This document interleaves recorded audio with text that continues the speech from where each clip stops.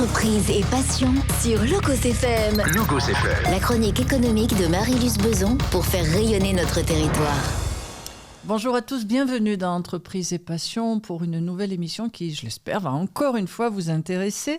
Je reçois aujourd'hui Bénédicte Ménard. Bénédicte, bonjour. Bonjour. Bénédicte, vous êtes directrice et consultante au sein de QHSE dont le siège est dans le Cantal, mais vous êtes à Lyon. Oui. Et vous allez nous expliquer ce métier, cette implantation, ce développement, mais vous allez d'abord nous expliquer qui vous êtes, Bénédicte. Alors, qui je suis ? Je suis une passionnée. Je suis une maman aussi de 3 superbes enfants. Et je suis une passionnée par mon métier. Je ne suis pas originaire de l'Auvergne, mais j'ai fait mes études en Auvergne. Voilà. Et pour moi, c'est touchant de se dire que j'ai fait mes études supérieures à Clermont-Ferrand, à la faculté de médecine de Clermont-Ferrand. Et suite à ces études-là, quelques années plus tard, alors une bonne vingtaine d'années plus tard, voilà, je reviens avec l'Auvergne au cœur de mon activité. Et ça, c'est quelque chose qui est génial. Mes études à Clermont-Ferrand, je les ai fait parce qu'en fait, je voulais être médecin. Voilà, la faculté de médecine. Le concours... Voilà, il y en a qui étaient plus forts que moi et c'est pas grave. Mais j'ai pas voulu lâcher. Je suis restée à la faculté de médecine et je suis partie dans un domaine qui pour moi était quand même en lien avec le monde de la santé. C'était une filière qui débutait à l'époque, je crois que je devais être la 4e ou 5e promotion, en biologie cellulaire et physiologie, option nutrition humaine. Donc c'est un long mot sur un CV. Mais pour moi, ça avait beaucoup de sens parce que j'étais quand même en lien avec la santé. Et puis, il y avait un volet avec l'alimentation. Voilà, le volet avec l'alimentation. J'ai fait mes études à l'époque. On était sur DUG, licence, maîtrise. Donc, j'ai fait tout ça. Je suis partie faire un stage en Belgique dans un groupe agroalimentaire français. Qui s'appelle maintenant le groupe Savencia. Avant, ça s'appelait le groupe Bongrain. Et puis, en fait, je trouvais ça super intéressant de travailler dans le monde de l'agroalimentaire. Ça donnait du sens pour moi entre, justement, l'alimentaire, la santé. Et j'ai eu l'opportunité de faire un DESS. Donc, maintenant, c'est l'équivalent du Master 2 en Belgique, en cours du soir. Voilà, alors la journée, qu'est-ce que je vais faire ? J'y suis allée au culot et j'ai demandé à mon maître de stage à l'époque de poursuivre par un CDD, voilà. Et c'est comme ça que ma carrière professionnelle a démarré, parce que la journée, je travaillais à l'usine. Le soir, j'avais des cours, donc je prenais des cours du soir dans une école d'ingénieurs en Belgique, où je faisais de la gestion de la qualité dans les industries agroalimentaires. Donc... c'était pas du tout quelque chose que j'avais envisagé. Et en fait, j'ai saisi des opportunités. J'ai vécu au fil des opportunités qui m'ont été offertes et que j'ai provoquées aussi un peu. Voilà, parce que c'est pas très facile. Je suis originaire de la région centre. Je suis venue faire mes études en Auvergne. Là, je pars en Belgique. Ça bouge un petit peu. Et puis, en fait, j'ai trouvé ça absolument merveilleux. Parce que la journée, en fait, j'avais plein de questions que je me posais. Et le soir, en fait, j'étais face à des profs qui me permettaient de répondre à toutes mes questions professionnelles. Parce que je débutais vraiment ma carrière. Et le lendemain matin, je mettais en pratique. Et c'était vraiment ça que je voulais. Je voulais pas être... alors, c'est un gros mot, mais je voulais pas être une bureaucrate administrative, industrielle ou autre. Je voulais être dans l'action et c'est vraiment ça que j'ai trouvé dans cette entreprise et j'ai trouvé ça absolument génial. Le parcours que j'ai fait et la formation que j'ai fait m'a donné vraiment la possibilité d'être actrice au sein de la société. C'est un poste qu'ils avaient créé pour vous face à cette demande ou qui existait déjà ? Alors en fait... c'était une prolongation d'un CDD. Et en fait, cette prolongation de CDD, elle a duré 15 jours. Parce que 15 jours après ce que mon directeur qualité, donc le directeur du laboratoire, avait accepté mon CDD, c'était la prolongation de mon stage. Il vient me voir, il me dit « Écoute, je suis embêtée, Bénédicte, parce qu'à 25 km de là, il y a une usine qui appartient au groupe et qui cherche quelqu'un en assistant qualité. » Ah, ok, bon, qu'est-ce que j'y peux, moi, tant mieux pour eux, hein, c'est chouette. Il dit, ouais, mais je pense que ça te conviendrait parfaitement. Et pareil, j'y suis allée en me disant, et pourquoi je ferais pas un mi-temps chez vous, un mi-temps chez eux? Voilà, pourquoi pas proposer ça? Et oui, tiens, on va proposer. Comme j'avais à peine démarré mon nouveau sujet, en fait, je me suis dit, c'est perdu pour perdu.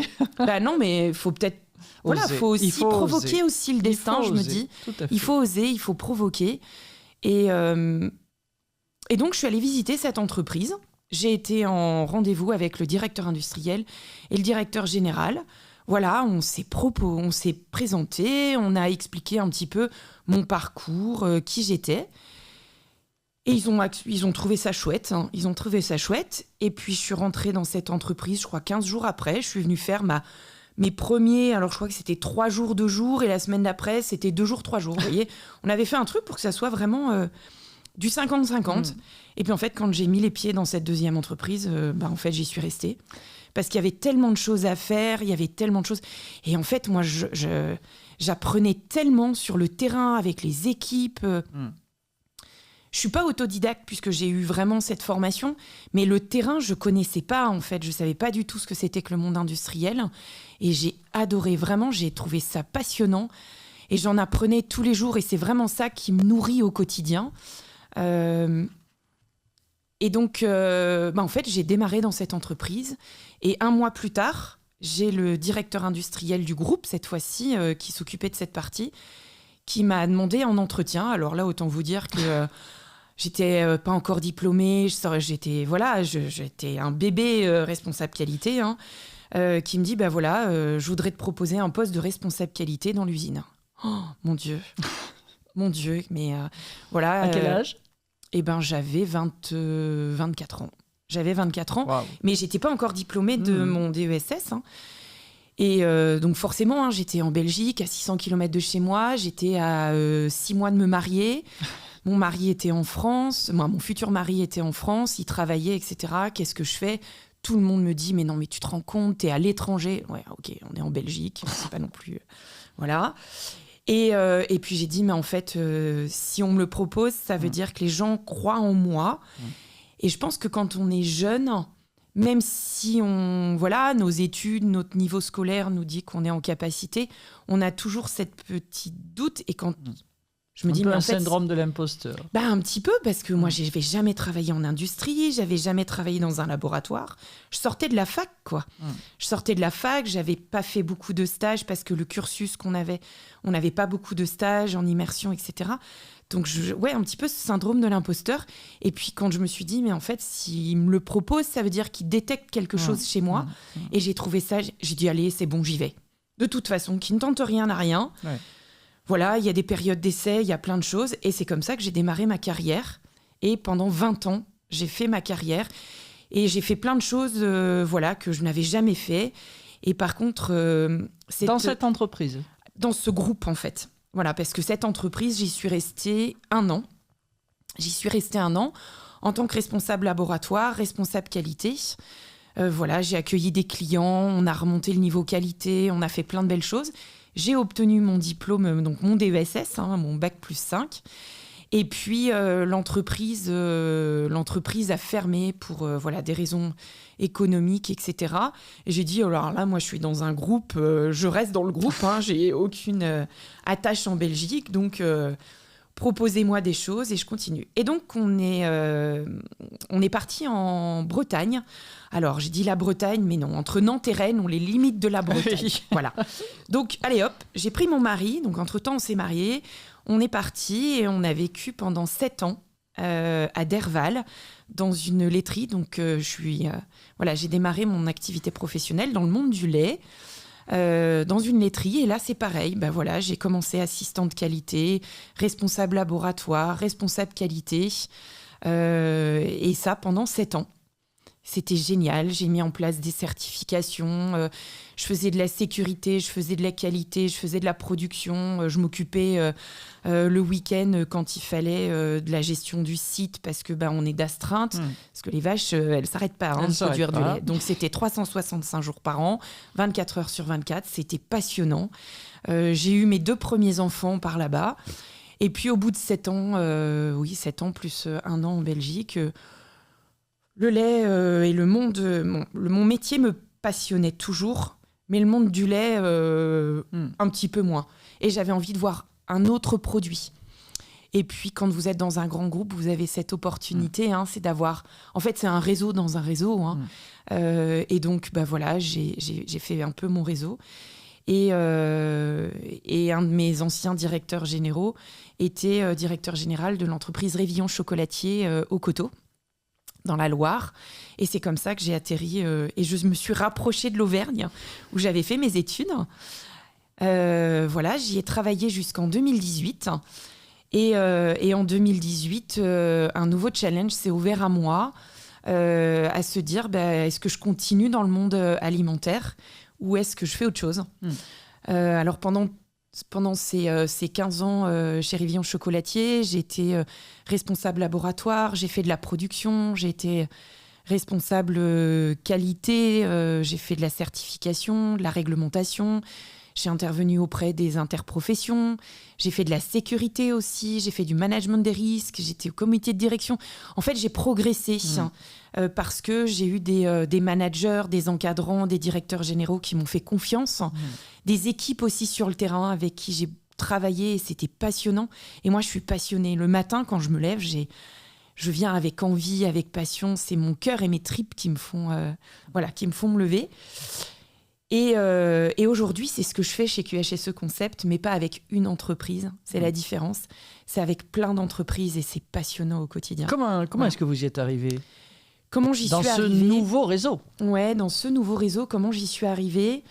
C'est un concours de circonstances, en fait. Les planètes qui s'alignent à un moment. Je pense que c'est les planètes qui s'alignent. Alors, j'étais sur le marché de l'emploi. Voilà, j'avais quitté Révillon Chocolatier. J'étais dans une entreprise en portage salarial, en gestion de crise, etc. Et donc, j'y suis allée en tant que responsable qualité externalisée. Mais en fait, je ne voulais plus travailler dans une seule entreprise.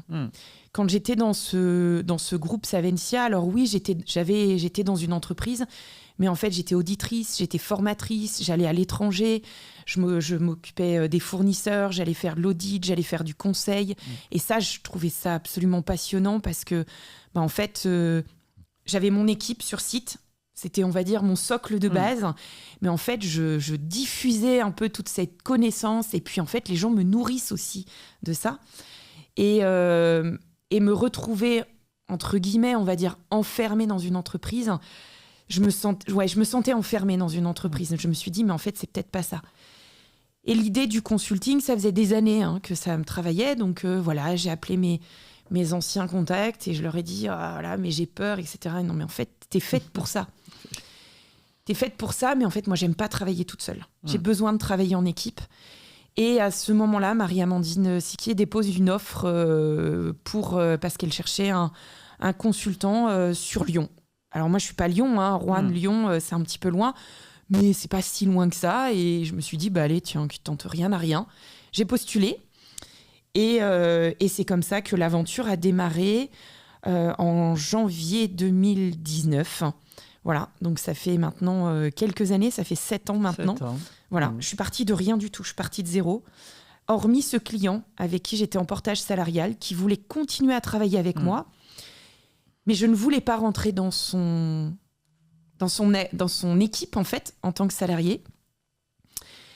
Et donc, j'ai fait un deal avec lui, et j'ai fait un deal avec Marie, en disant, Marie, je veux bien rentrer chez QHSE Concept, parce que j'ai cette entreprise qui a envie de travailler avec moi. J'ai fait le deal avec l'entreprise en disant « Ok, je veux bien continuer à travailler avec vous, mais c'est avec QHSE Concept. » Ensuite, il fallait que tout le monde soit OK avec ça. Moi, j'étais OK avec ça, parce que de toute façon, j'avais rien à perdre. J'avais rien à perdre. Et en fait, à la fois, mon premier client et Marie-Amandine m'ont fait confiance. Et aujourd'hui, ça fait 7 ans. Et je ne regrette pas, j'ai travaillé pendant 2 ans et demi avec ce client-là. C'est ce client qui m'a permis aujourd'hui aussi de me conforter dans ce métier de consultante et de faire en fait ce qui m'anime au quotidien. Merci d'être resté avec nous dans Entreprise et Passion, où je reçois aujourd'hui Bénédicte Ménard. Bénédicte, vous êtes directrice au sein de la structure QHSE, mais vous êtes sur Lyon. Après des études de médecine sur Clermont-Ferrand, suivies d'une formation en biologie cellulaire, des stages, une arrivée en Belgique dans l'agroalimentaire, des opportunités. S'il y avait un mot qui vous résume, c'est oser. C'est oser avec passion. Clairement. Qui a marqué et qui continue à marquer, et c'est formidable, le rythme de votre vie.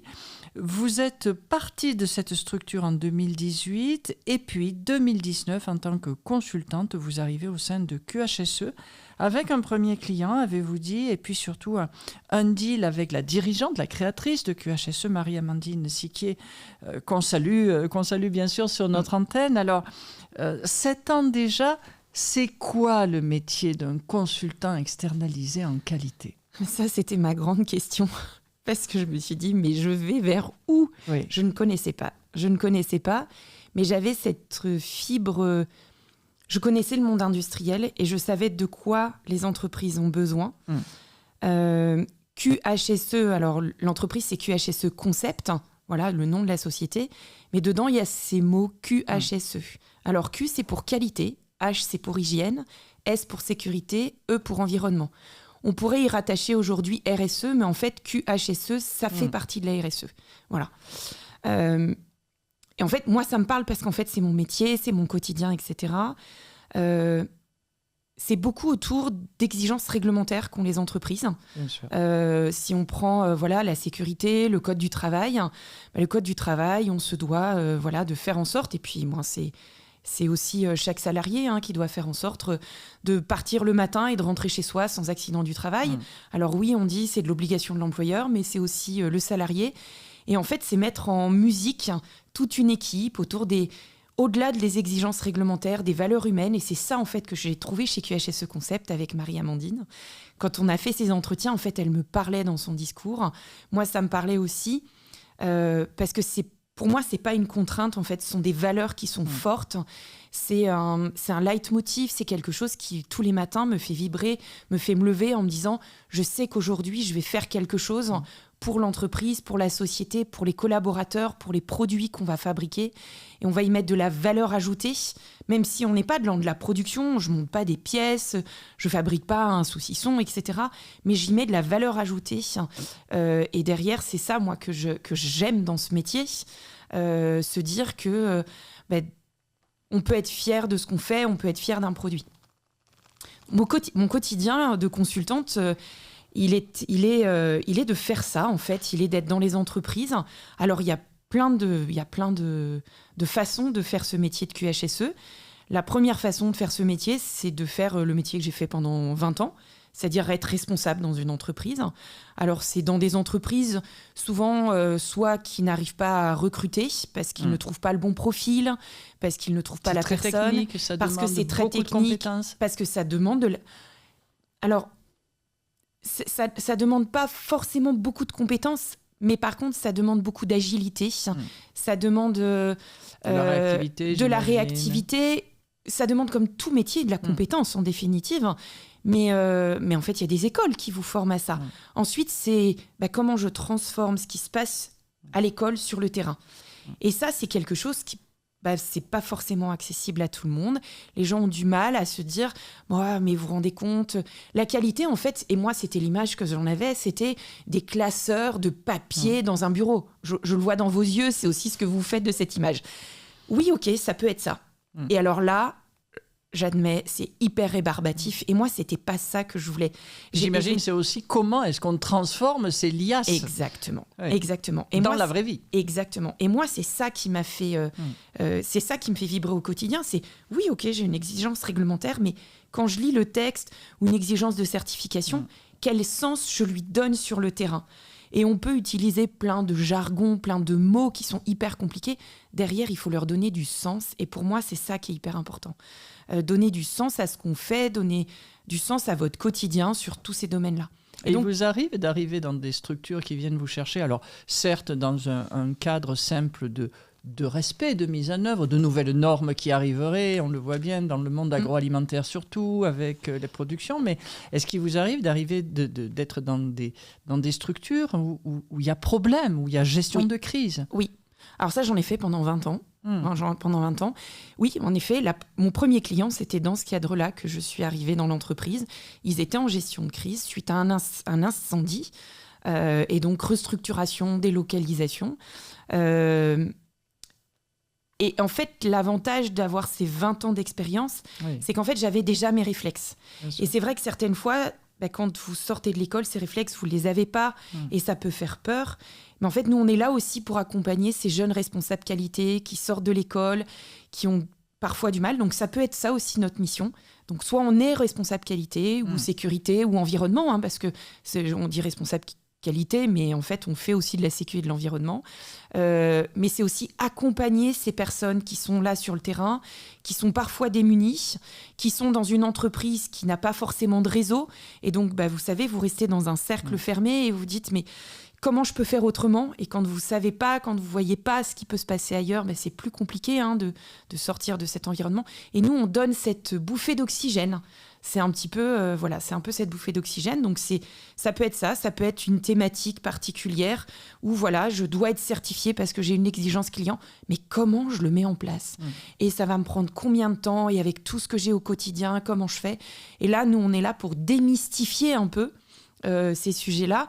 Et en fait, se rendre compte que, faites ce que vous faites au quotidien. On va juste le cadrer, le mettre en forme. En fait, on va faire un joli puzzle. On va s'assurer que la photo de votre entreprise, on va mettre des petites pièces et on va faire en sorte que tout seul, des fois, on n'arrive pas à le faire. Et hop, on va avoir besoin du responsable des achats, on va avoir besoin de la logistique, on va avoir besoin de l'opérateur.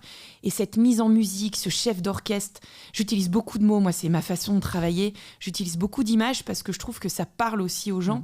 Mais je trouve qu'on est le chef d'orchestre.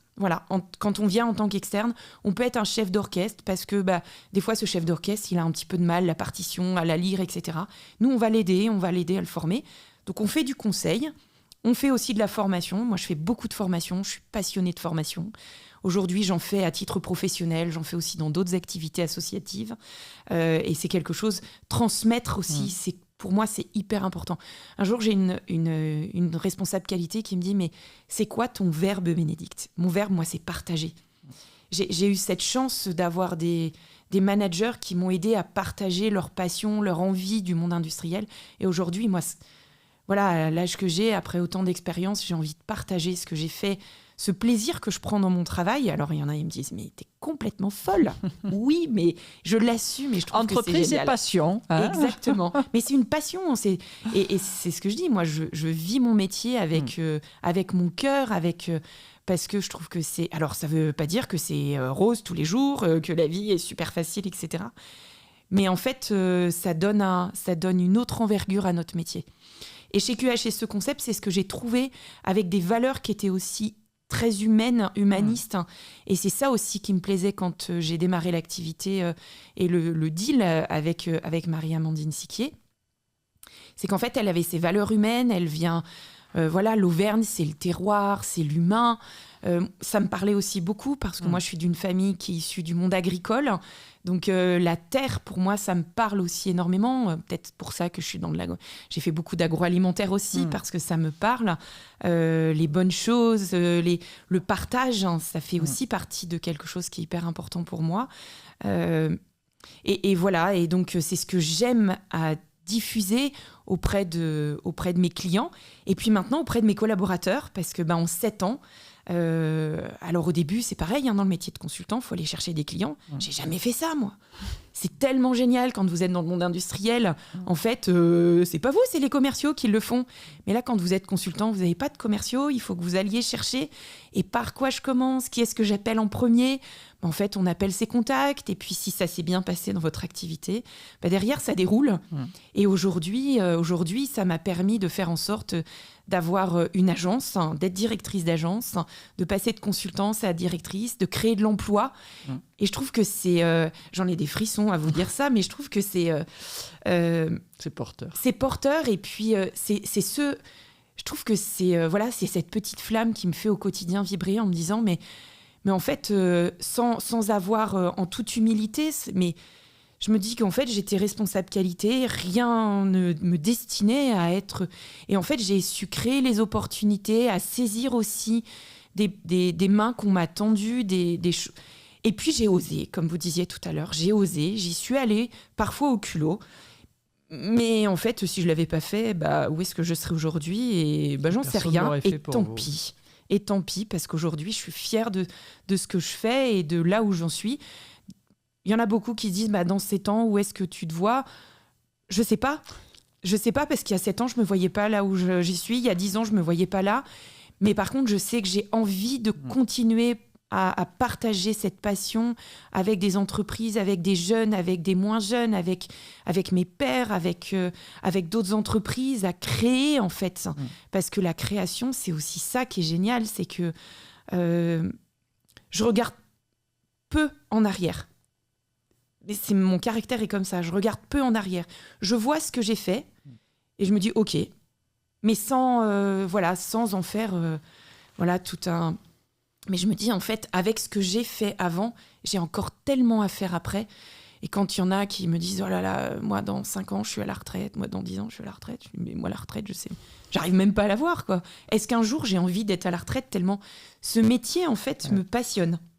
Parce que je suis au contact avec tellement de gens passionnants. Alors, comme je vous disais, c'est peut-être pas tous les jours très facile, mais les gens sont hyper intéressant. On a beaucoup à trouver dans la richesse humaine en définitive. Et même si on a ces contraintes, voyez, il y en a qui décident de tout claquer et de monter leur entreprise, monter leur boîte et se dire j'ai besoin d'aide, comment on peut le faire ensemble ? Je trouve que c'est génial, participer à cette création. Alors, c'est peut-être sur de la sécurité parce que justement, il faut mettre aux normes et je ne sais pas comment je dois faire. Je vais venir t'aider, je vais t'expliquer, on va y aller ensemble. Oh là là, tu te rends compte, toute cette réglementation. Non, mais c'est pas la fin du monde, il y a d'autres entreprises qui y arrivent, on va y arriver. Et c'est ça que je trouve génial. Et même dans ce climat aujourd'hui qui peut être un peu morose dans les entreprises, ce que je trouve génial, c'est qu'il y a encore des entreprises qui ont ce goût d'entreprendre et participer à cette dynamique. Mais c'est hyper enthousiasmant le matin de se dire waouh, super. J'en fais partie. Bénédicte Ménard, un immense merci. Depuis toutes ces années où vous me suivez sur le Goss FM, j'imagine que vous avez compris pourquoi cette émission s'appelle Entreprise et Passion. Je vous remercie pour votre confiance une nouvelle fois. Je vous dis à très bientôt dans une nouvelle émission. C'était Entreprise et Passion sur le Goss FM, la chronique économique de Marie-Luce Beson pour faire rayonner notre territoire.